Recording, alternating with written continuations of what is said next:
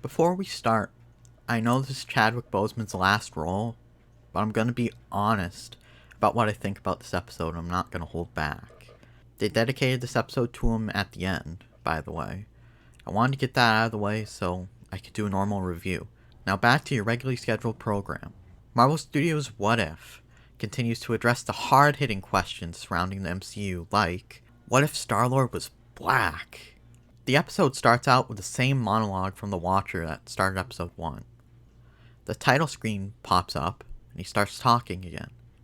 He says the galaxy to our eyes is 100 billion points of light, but he sees worlds and the countless stories that fill them. He asks, in a world of infinite possibility, is your destiny determined by your nature, or the nature of your world? During that question, we see Star-Lord at the beginning of the first Guardians of the Galaxy movie, but no dancing. He grabs the Power Stone, and on cue, Korath walks in. He tells him to drop it, and asks him who he is. Star-Lord takes his mask off, and we see T'Challa. Instead of him saying his name was Star-Lord, and Korath responding with, "Who?" he does this. "Oh, Star-Lord! I'm a huge fan of your work. What are you doing here?" He continues to fangirl. We're 3 minutes in and he's already better than Peter Quill. How shocking. They have to do this every time they replace a white guy with a woman or minority, like they did in the last episode. It only gets worse from there. Korath still tries to get the stone because of Ronan, but he still wants to be on Star-Lord's good side and calls it a sparring match. T'Challa outsmarts him and leads him to punch the force field that protected the stone, knocking him out. He takes out the other 2 soldiers and decides to take Korath and let him join his team. He goes outside and more soldiers are waiting. This happens. I said a Ravager never flies solo.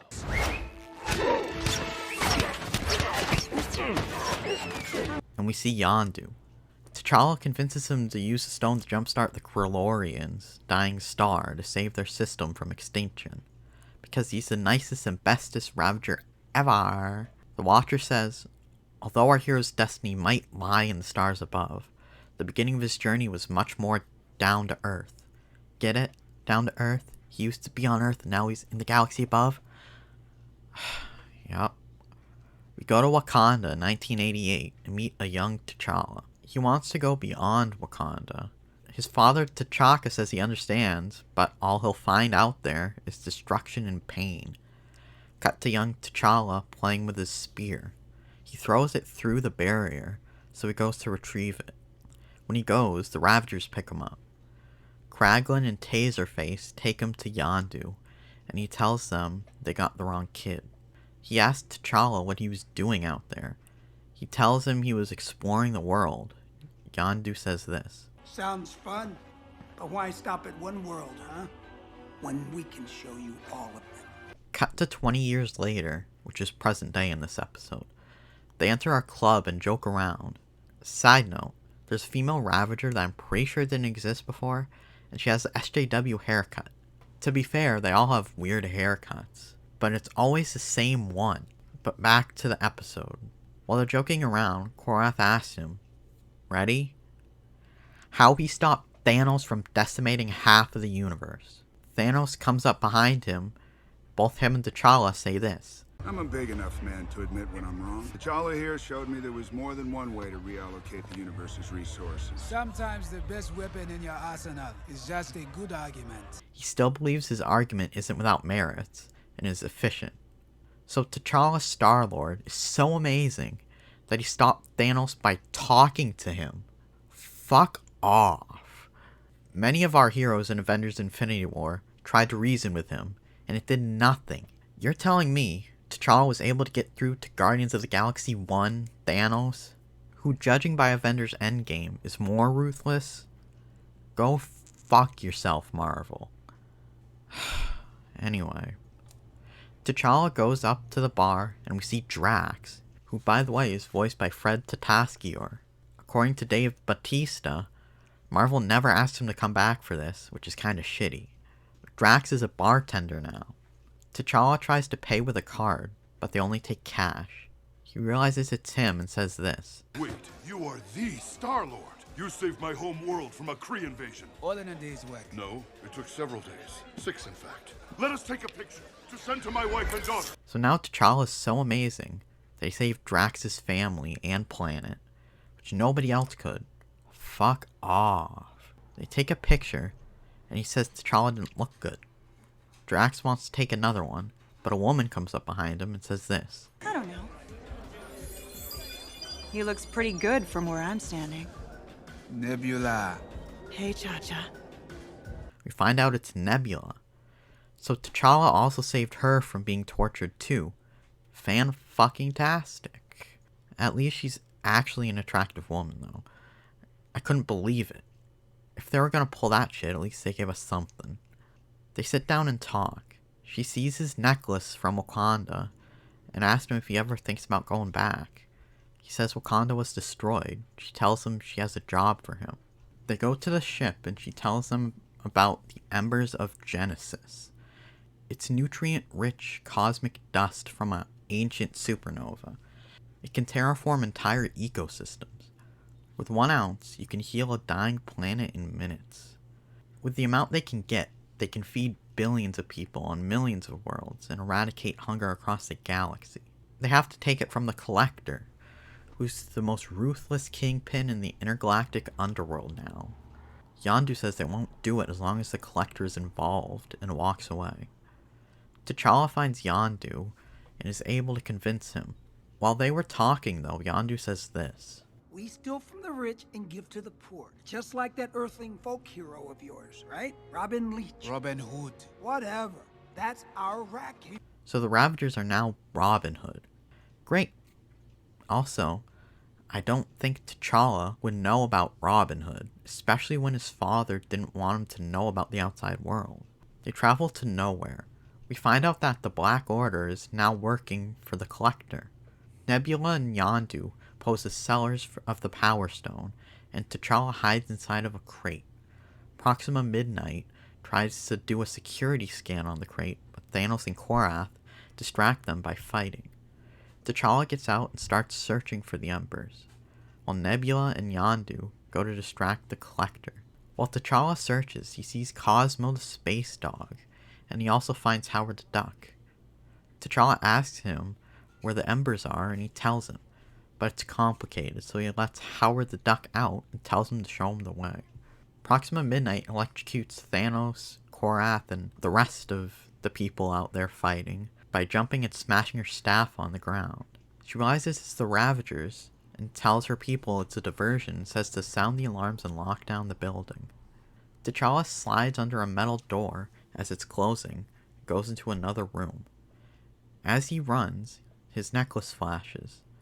He turns around and sees a Wakandan spacecraft. He goes in, and a hologram message of his father plays. T'Chaka talks about how T'Challa is missing, and if anyone finds him, to respond to the message immediately. He then addresses T'Challa. And T'Challa, you are one bright, burning light in the night sky of billions, and we will search every last one of them until we find you. On this plane, or the next. He says what the Watcher said at the beginning of the episode. We hear a door open and this happens. Oh, Cha-Cha. I hope you can understand. I had a debt with the Collector, and you were the payment. Side note, she calls him Cha-Cha the whole episode, like a pet name, which kinda hints to some sort of relationship. She is seductive in nature now, so could just be that, but they do have some sort of history. They're both thrown in a cell with the other Ravagers. T'Challa gets mad at Yondu because he lied about Wakanda getting destroyed. Yondu says he was trying to protect him, and T'Challa calls bullshit.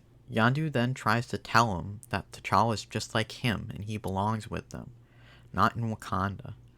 T'Challa says they aren't his family and never were.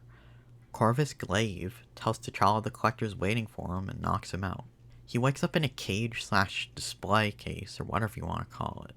T'Challa asks him what he wants with him, and the Collector tells him he had a blank space on his wall and he needed him to fill it. This happens. I prefer you in the cage. Where I come from, history has never looked kindly on those who lock men in cages.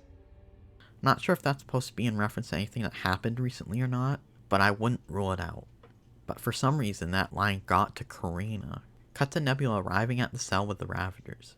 Korath yells at her, and she points her gun at him.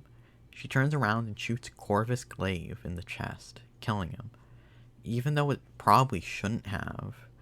She says this was always the plan. We get a flashback of her telling T'Challa about it, like we did in Black Widow. She says this was all a distraction. She pulls out the embers. T'Challa uses his necklace to break out of the cage. Ebony Maw uses his force-like powers to hold him in the air, and uses the broken glass to hold his hands and feet together.